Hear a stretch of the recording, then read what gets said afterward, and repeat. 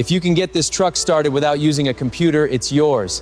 But don't get too cocky, even the factory technicians couldn't pull it off. I agree, but I've got two conditions first. Mauricio's little challenge ripped through the silence inside Mr. Ruta's transport garage, pulling laughs from the suit-wearing supervisors, the new interns, and even that expensive imported cologne hanging in the air. Everyone turned at once and locked eyes on the guy in the worn-out gray uniform stained with years of old grease. His 63-year-old hands looked like rough, weather-beaten leather, an old cap on his head, a rag stuffed in his back pocket. That was Don Bento now, pushed all the way to the back of the shop washing parts. Mauricio pointed at the Volvo FH sitting on the main platform, a $1 million machine that had been dead for 60 days. The beast had already been hauled to 3 authorized shops and had 2 electronic modules replaced, and still, nobody could even make the engine turn without a diagnostic tool. "Come on, grease grandpa," Mauricio said, slapping the truck's metal with a smug grin. "If you find the problem using only that screwdriver,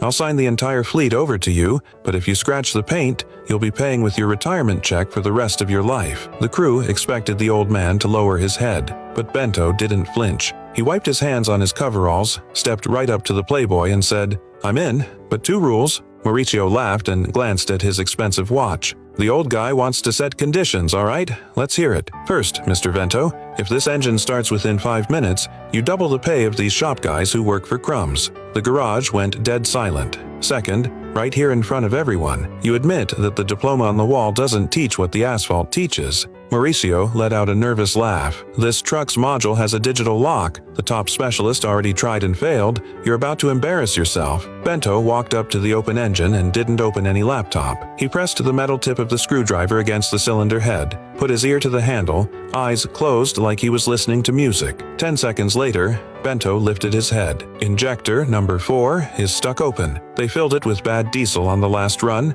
and the needle jammed the piston. Mauricio went pale. "No way. The scanner points to a pressure sensor error." Bento gave a tired little smile. "The scanner reads numbers, kid. I listen to metal. I was out on the road testing the prototypes of this engine back in 1998 when you couldn't even walk." The company owner stepped out of the office and said, "Let Mauricio turn the key. If the truck starts, you lose your job as manager." Mauricio started shaking. Bento climbed into the cab, turned the ignition, and the engine roared to life. Loud, steady, perfect. The entire shop was left speechless.